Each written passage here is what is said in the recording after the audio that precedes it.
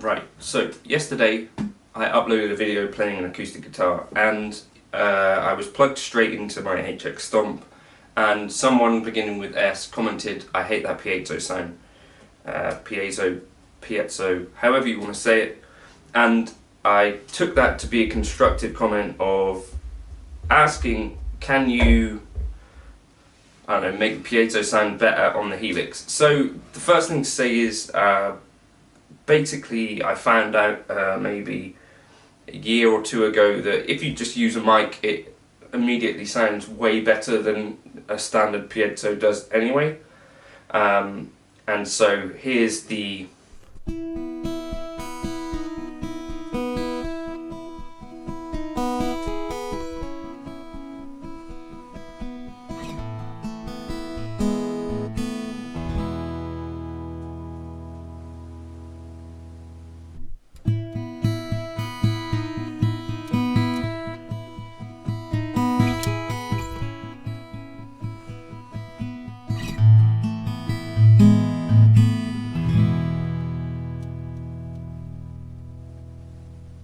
for comparison. So basically the only negative really I can see with using a mic with an acoustic guitar is positioning wise it's quite tricky, and obviously if you move from your position to the mic, basically you're not going to get that exact same sound again. Other things are you can get like noises around on your legs, but I think tonally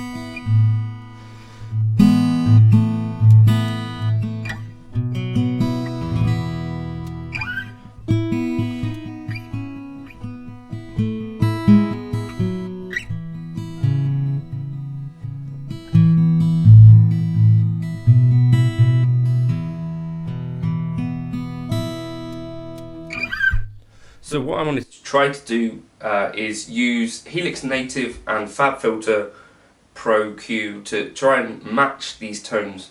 Obviously you could use an IR, but you don't really have as much control over that sort of thing. The IRs that I found that I like most were by a guy called Trevor Noodler. I think it's noodlerguitars.info where you can find those. Those I thought sounded really good, but let's just try and do this together, and I'll show you my settings on the HX Stomp.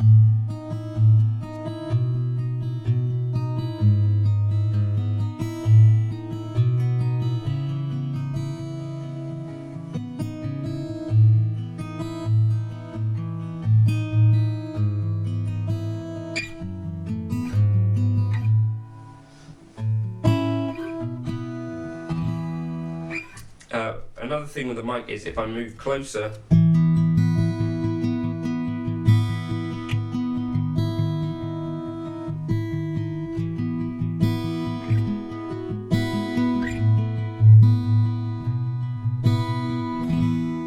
you get way more bass.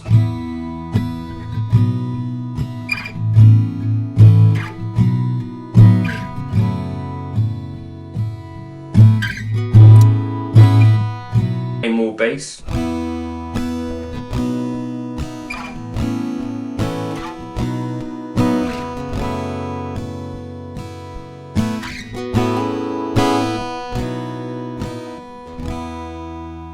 Okay, so using FabFilter Pro Q, I don't know, it's not exactly getting the two signals to sound anywhere near the same, but I do think it's getting the piezo sound to sound a little bit less crazy. So I'll just show you some screenshots of like the little EQ things that ended up coming up, and what I'd suggest if you were trying to do the same thing is just to select a small part of audio that you like the sound of through your mic, and then just try and match that smaller part.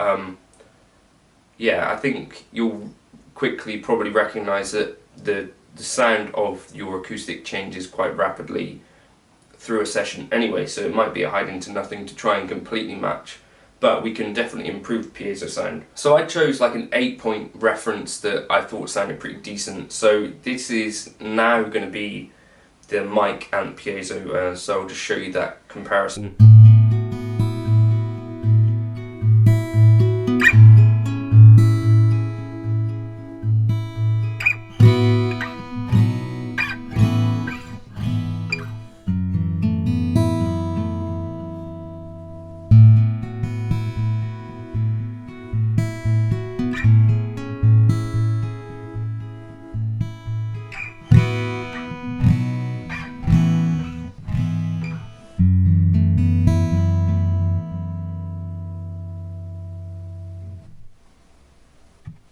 So anyway, I think you'll probably hear there's something else going on because this mic is, you know, a certain proximity away from the guitar. I think we need to introduce some sort of room sound.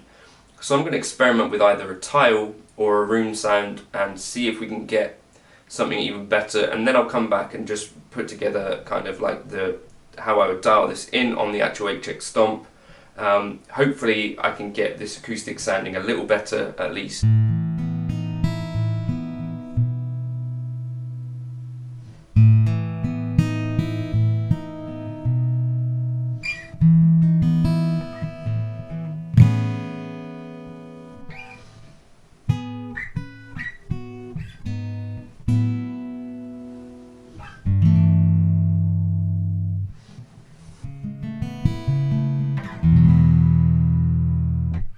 Yeah, so I'm noticing quite a lot of woofiness on the mic kind of thing, as well as I guess there's going to be quite a lot more reflection, so I'm going to try and introduce those and let's see what happens. So we've now got dogs running around the place, but anyway, I've spent some time here. I'll just break the actual preset down for you next, but here's what I've ended up with.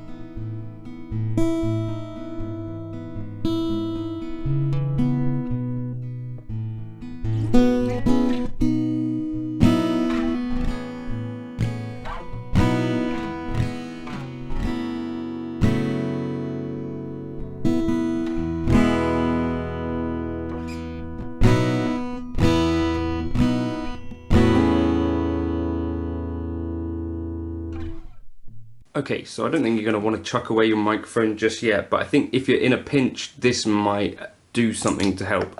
So I'll just bypass all of this stuff just to show you the difference with and without. With.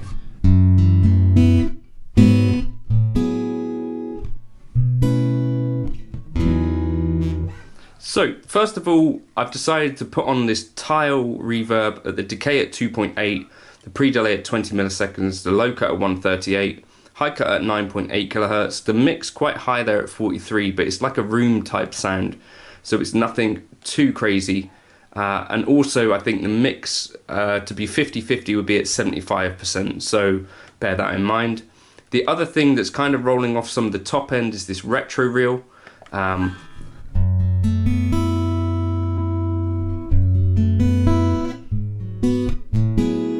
And, you know, adding some tape kind of warmth to the signal. I think one of the things about an acoustic guitar sound is it's generally quite a bit warmer, whatever that means, than a piezo.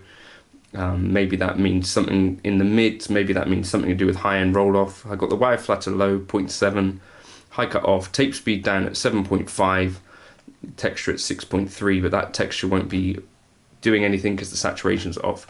I guess more importantly, going into this split, I got a low-high shelf at 70 Hz, so we're boosting the low end quite a bit, kind of plus 10.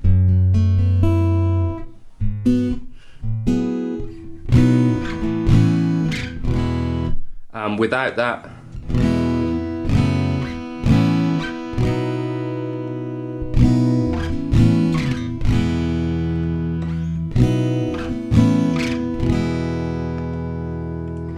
I think that's doing a little bit to add some stuff. And then the EQs are based on that kind of curve that I got from Fab Filter for this particular guitar.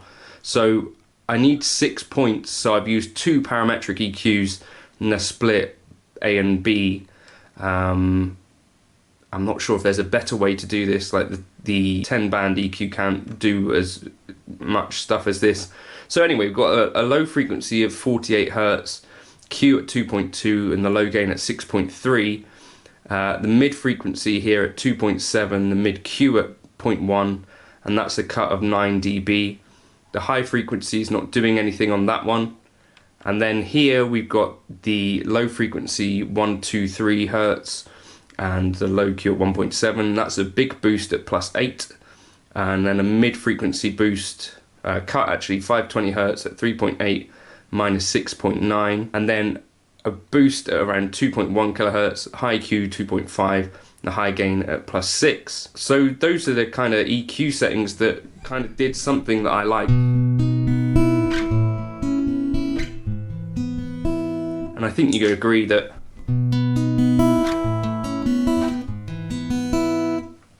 the cumulative impact of that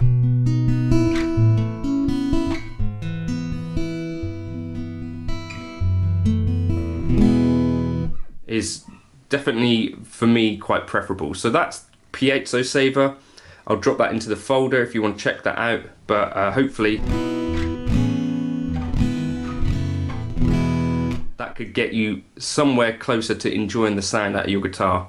Thank you for stopping by, and I hope that was at least vaguely interesting. I'll catch you in another video soon. Cheers!